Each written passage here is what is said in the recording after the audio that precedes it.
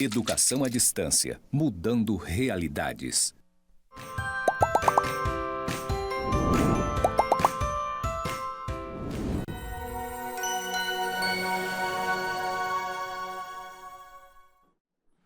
Olá, tudo bom, pessoal? Aqui está falando é o professor Reza Almeida. Estou na disciplina de Organização do Trabalho Pedagógico. Estou na aula 2, Contexto Sócio-Histórico e Sua Prática.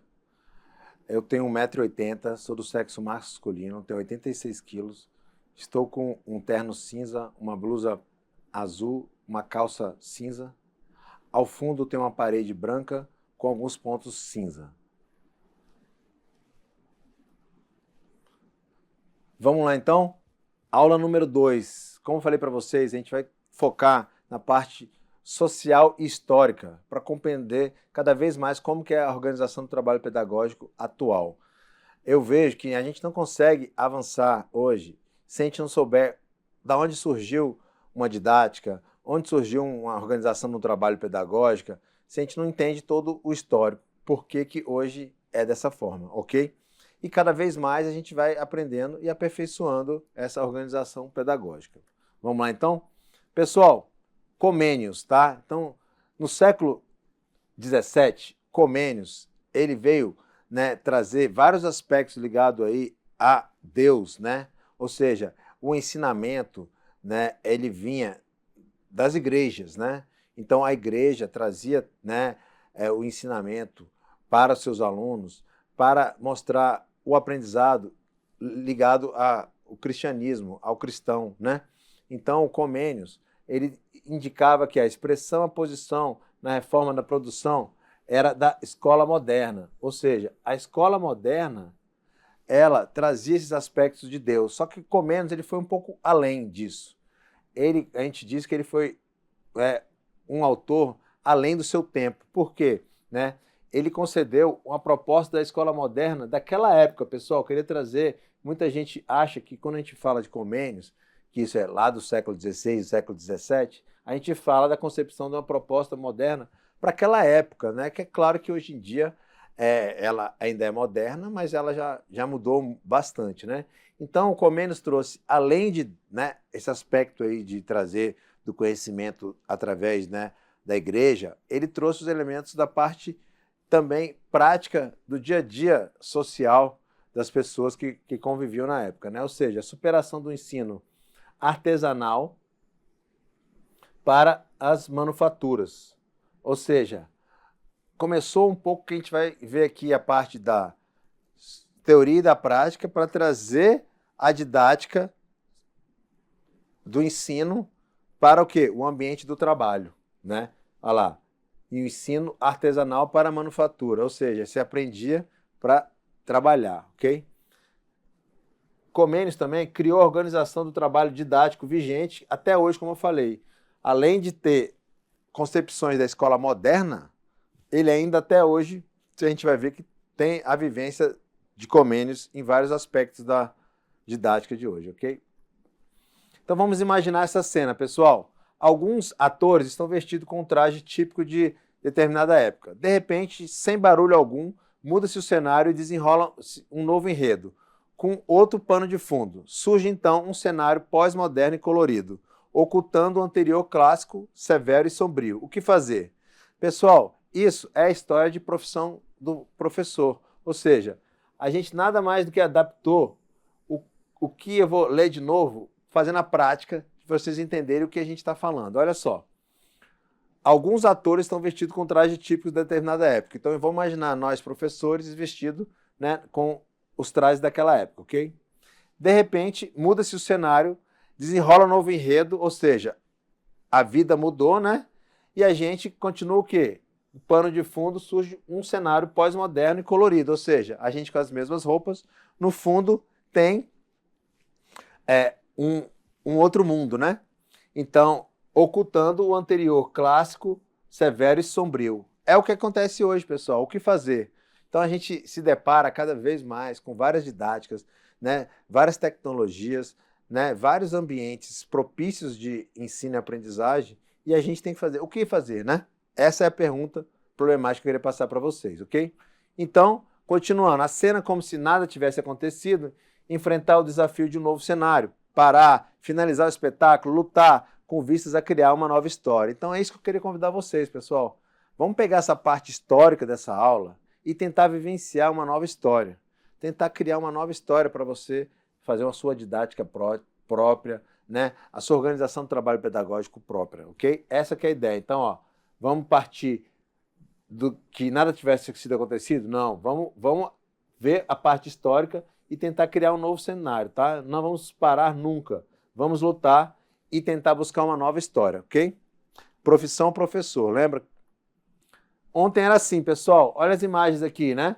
As imagens do pessoal tirando foto, aquelas fotos antigas, os carros antigos, então um grupo de pessoas ao redor do realejo, né? Essas fotos aí são da Biblioteca do Congresso dos Estados Unidos, né? Então, olha como é que era antes. A sociedade contemporânea está desse jeito hoje, pessoal. Olha o tanto de tela que a gente tem, né? Olha como que era antes, né? Várias e várias favelas que não existem, sem saneamento básico. Olha o tanto de gente na população, né? As pessoas hoje cada vez mais buscando aí esses auxílios emergenciais e tudo. Então, hoje, as características contemporâneas são muito importantes da gente entender como que está a didática, ok? A sociedade do conhecimento, da informação e do aprendizagem. Então, hoje então trouxemos essas imagens só para a gente conversar um pouco sobre a sociedade do conhecimento, da informação e da aprendizagem. O que significa isso? Estamos na era do conhecimento, pessoal, mas eu queria dar um exemplo para vocês. O conhecimento, ele nada mais é do que a informação que fica disponível para quem consegue acessá-la. Ou seja, mesmo com as redes sociais, né, com a informação em todo momento, vocês já sabem que vários e vários buscadores não conseguem mais chegarem à informação até nós professores de qualidade. Para a gente conseguir algo de qualidade, a gente tem que buscar um Google acadêmico, a gente tem que pagar um chat GPT, não o gratuito, porque a sociedade moderna ela tem esse conhecimento, essa informação, mas essa aprendizagem às vezes não chega até nós, né? Por quê? São tantos e tantos momentos que você está ali dentro de uma sala de aula que você não tem tempo de buscar essa informação, ok? Então, a sociedade atual exige aprendizagem permanente. Então, a gente vai buscar esse aprendizado permanente, visando atender às exigências da formação do cidadão, profissional crítico, ético e responsável. Pessoal, isso que eu queria comentar com vocês, né? Convido para vocês, depois que vocês terminarem, né, essa licenciatura em pedagogia, e buscar, né, novos horizontes, né, mestrado, doutorado. Por quê? Cada vez mais o profissional que tem mais conhecimento, ou seja, mais aprendizado, mais ele é crítico. Pessoal, crítico em que sentido? Crítico de não aceitar as coisas do jeito que elas são. Você sempre perguntar, mas por que a gente está assistindo uma aula de educação à distância e que as aulas são gravadas dessa forma? Vou ter o contato do professor de que forma? Isso é um pouco de síncrone com assíncrone? É uma modalidade de aprendizado híbrido? Então, a gente refletir e criticar no lado positivo, de pensar, né? Fazer a crítica de, assim, não aceitar do jeito que é, ser ético, né, pessoal, cada vez mais. Aquele jeitinho brasileiro, né? Deixar de fazer esse jeitinho brasileiro, né? De tentar ser cada vez mais ético e responsável. Responsável por quê? A gente viu que a educação é o ponto essencial para os alunos. A gente é responsável por reproduzir essas informações de qualidade para os alunos. Hoje, pessoal, cada vez mais os alunos estão sendo medianos. Depois da pandemia, os alunos não querem muito saber sobre conteúdo, sobre ensino-aprendizagem. Então, cabe a gente a fortalecer esses alunos e trazerem mais aspectos aí de teoria e prática para eles vivenciarem e terem mais responsabilidade, tá?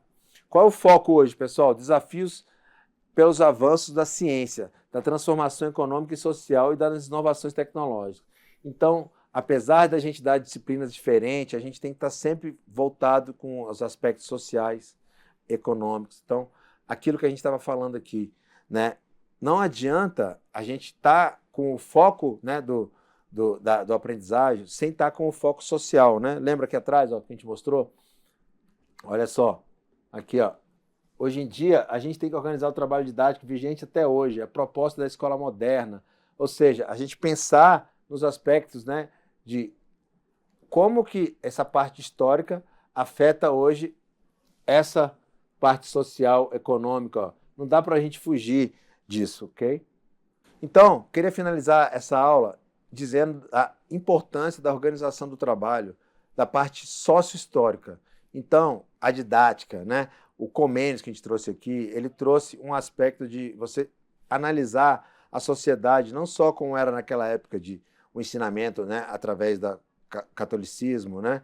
Ou seja, num aspecto também prático de social, tecnológico e econômico, ok? Bons estudos.